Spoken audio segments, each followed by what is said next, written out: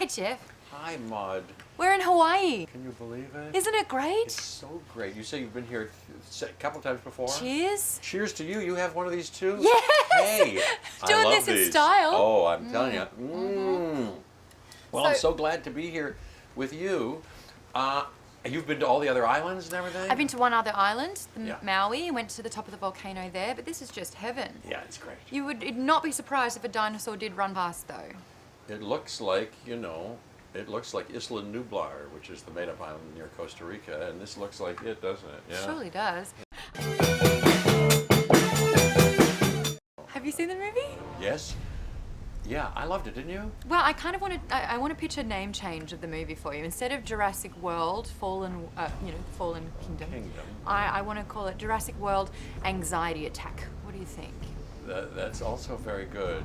That's also very good. Well, it's very scary, isn't it? There's actually a lot of horror themes in this movie, more so than previous Jurassic Parks and worlds before. Would you say? Yeah, there were scary things from the start, T-Rexes and kids and all that stuff. But yes, from the start, J.A. Bayona is a brilliant director. And Colin Trevorrow, brilliant writer-director who did the last one, who wrote this one. They know what they're doing. Yes, in the first part of the movie, I don't want to give anything away, one after another, it'll drive you nuts, with anxiety and a delicious kind of edge of your seat experience. And then it really gets becomes a horror movie, monster movie, and a very interesting tale, but well told. Boy, I think they did a great job with it, And then I get to remark about a thing or two about, Dr. Ian Malcolm has a very pivotal role and has for 25 years in the Jurassic franchise. What is it like to play the same character for such a long amount of time and for people to want to see you as a character? Well, geez, I feel lucky. I'm grateful that I was ever part of it. The original book, which I'm sure you've I'm reading right now. Are you? Yes. It's really good, isn't it? Yes, it's the science behind it I love. Yes, well, he was a scientist, Michael Crichton. He's a very smart guy, was a very brilliant guy.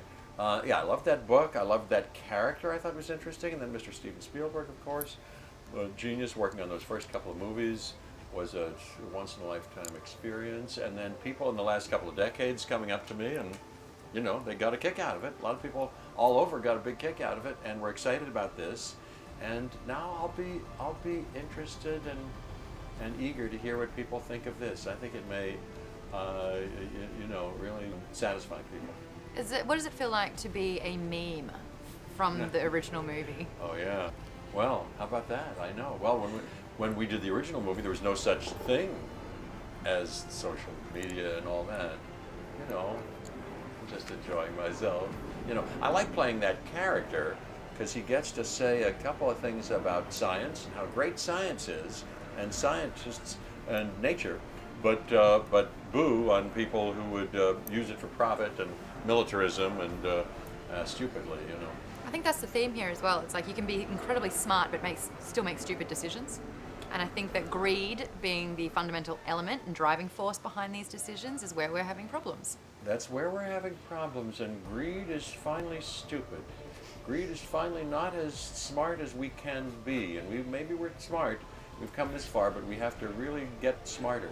It's urgent that we get smarter. So says Ian Malcolm, and it seems true. That's right. And no, it's stupid to be greedy because this is a world that has to work for everybody, and it can't work for anybody if it doesn't work for everybody.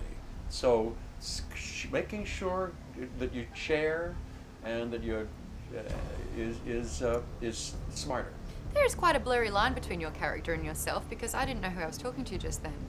It felt like it was an excerpt out of the movie. Well, he's smarter than I am, but I aspire to be as smart and large in his thinking and heroic as Ian Malcolm. No, that's only an aspiration of mine.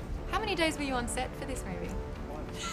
I know. How good's that? How about that? Well, pretty good. Although I would have done as much as they wanted, but I was there a few days before. I went over and a couple of months before, because I start working on a part as soon as I get it. I'm nothing if not conscientious. And Colin Trevorrow and I got on the phone when he was in London, I was in LA, and we talked about my little scene and about the ideas that we were trying, that we were up to and that he was up to. and how I could do my best. And so I kept working on it. And then I came a few days early and saw J.A. Bayona at Pinewood Studios in London. This was directing Chris and Bryce, and it was great. It was great. How do you bring your best? Do what? Well, I mean, this character, you've basically forged it for 25 years. How do you then bring your best to it? Bring my best. Well, all I can do is try to get hip to what they're doing, what they seem to want and need in this particular story, and then, you know, do my version of the best and what feels like to me about how I can best serve that and what's most interesting and authentic to the character, you know. I'm learning here. If that's all it takes, I'm in. Well, you're an actor. You do many things yourself. No, I'm an observer, and I have watched you perform jazz at Rockwell in LA, where you have a residency. You were saying, yes. Incredible. You liked our little Yes, jazz? you were very good on the piano. Thank you very, very Little much. twinkle fingers happening there. I like to play. And the movie trivia in the middle of it as well for your intermissions. We do a little bit of that, which we can do any time. But yeah, we just made a record for Decca Records. Yes. Yeah, that may be coming out sometime So soon. you're officially a slashy. What a slashy, a hyphenate. Yes, I think. I never, is that an Australianism? I think A so. slashy?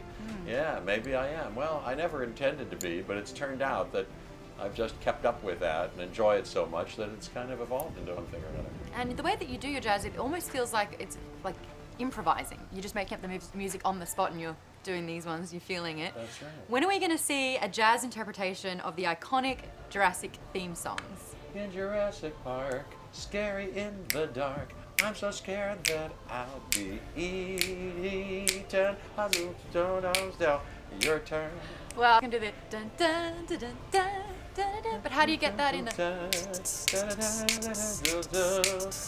Hey, that's good. Hey, You're yay! good. I'm free on weekends, just saying. Well, You see you're me part in the of the audience. band. Oh, yeah. I also have noticed that because this is the franchise has been going on for a long time, there are those heck yeah moments where it's Heck like yeah. we've got, I don't know if you can name some off with me, but the Tyrannosaurus Rex roar, Yeah. usually if there's a banner falling or it's like that beautiful big shot with the roar, that's a heck yeah Jurassic moment. Oh yeah, J.A. Bayona. However they did this and shot it, there are some very immediately, landmark moments and poetical moments and heck yeah moments. I think so too. And I've also noticed how the franchise is, dare I say it, evolving. Yes. I get it. And that is that it's actually the things that we were most afraid of in the original movies, being the T-Rex and the Velociraptors, are actually turning into allies. Did you ever expect that? That's so interesting. Well, no, there's a little bit of a hint of that in the beginning of that in the last movie. I don't want to give anything away, so there's that. But then, yeah, but our dinosaurs have grown. They're more in this movie than ever, and they're even that technology that Stan Winston, Dennis Muren did so beautifully and pioneered early on. It's evolved too.